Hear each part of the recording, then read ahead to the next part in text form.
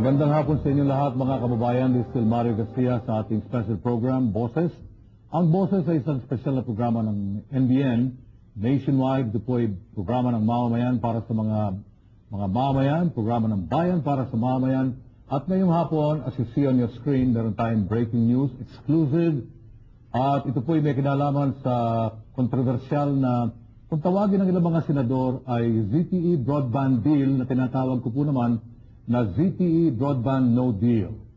Ito po ay mainit na mainit ngayon at sinasamantala ng ilang mga gusto mag-grandstand at sinasabi naman ng ibang mga naniniwala sa testigo na ito'y pagsasabi ng katotohanan. Meron tayong isang bayani, meron tayong isang hero in the person of J.Lo, kung tawagin na iba'y June Noel Lozada, at ito'y dating pangulo ng isang tanggapan ng Department of Energy and Natural Resources, yung Forest Corporation, whatever that is. But Philippine Forest Corporation, Department of Environment and Natural Resources.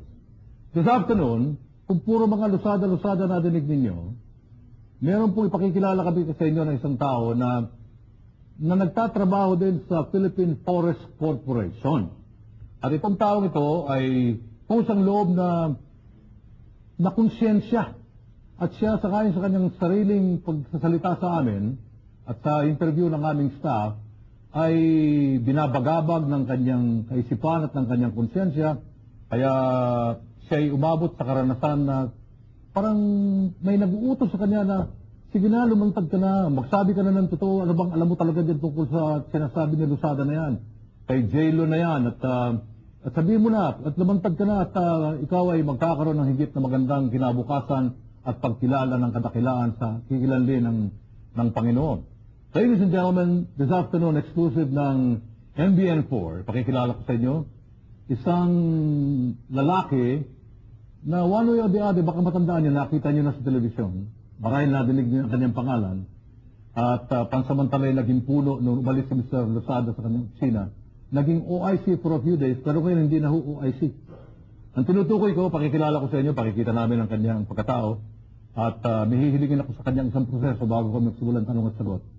Mga kaibigan, si Ginoong Erwin Santos.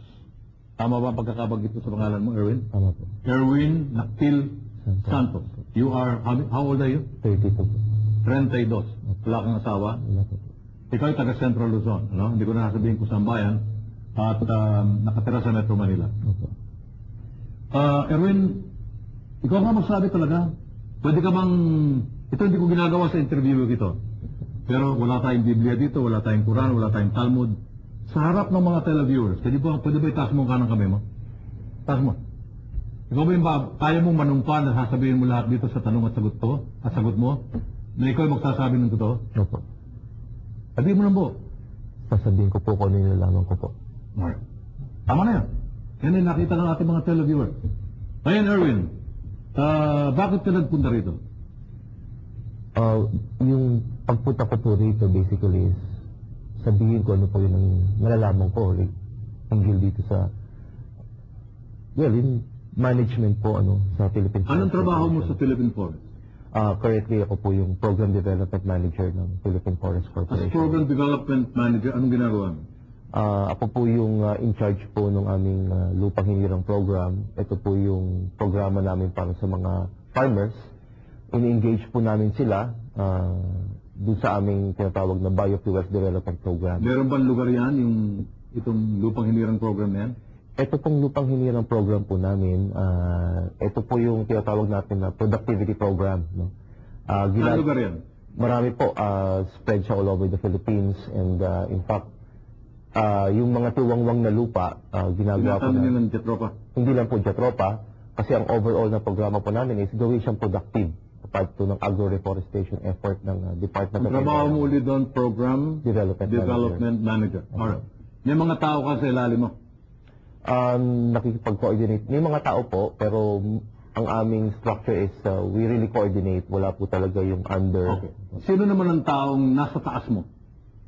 Yung pong, yung boss ko po, immediate boss ko po is si Mr. Jose Orlando Lozada. Sinong boss ni Jose Orlando Lozada? Si Mr. June Lozada po. Magkaano-ano yung dalawang Lozada na yan? Magkapatid po sila.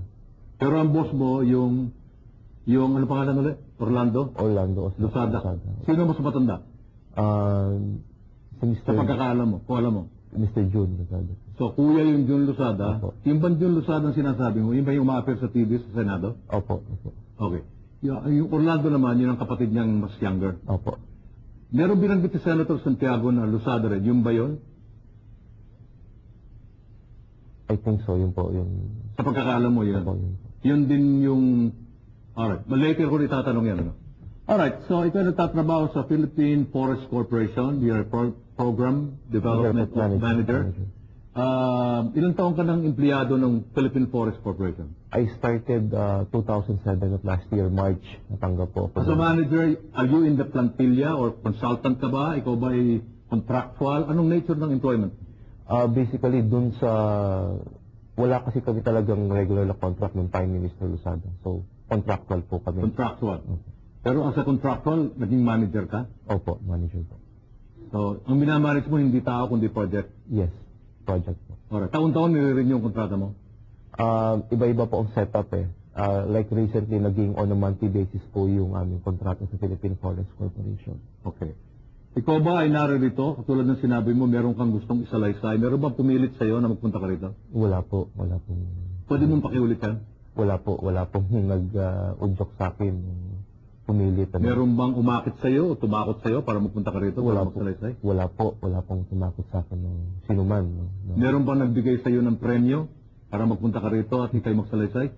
Meron ba nag-offer sa'yo ng pondo kamukha ng sinasabing patriotic fund? Wala po. Wala po. Saan ka kumukuha ng kinabubuhay mo? Sweldo po. Hanggang sa ngayon, empleyado ka pa rin ng gobyerno? Empleyado po. Ikaw ba'y iba'y nakita namin sa telebisyon na ikaw yung naging OIC na mag-resign si Mr. Lusada? Opo. OIC ka pa ba hanggang ngayon? Hindi na po. Bumalik po ako sa previous na position ko as Program Development Manager. Bakit? Anong nangyari? Sinong pumalit sa'yo? Opo.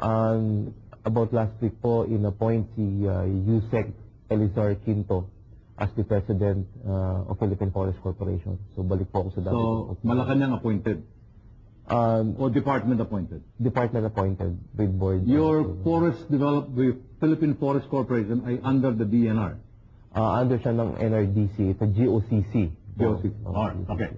Narito ko ngayon at meron ka isasalaysay. Go ahead. Anong gusto mo sabihin?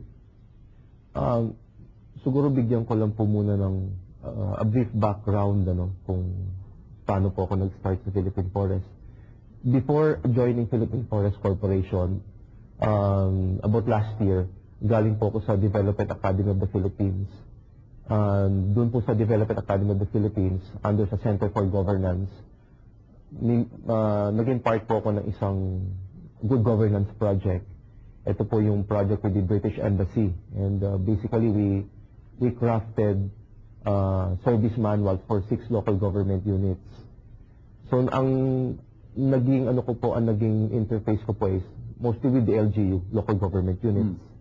And with frontline staffs and nag-conduct kami ng mga lectures. Yun po yung most in projects na handle ko. At that time, natrabaho ka na ba sa Philippine Forest? Hindi pa? Hindi pa po. Paano ka napasok sa Philippine Forest? Nag-apply po ako doon as Program Development Manager.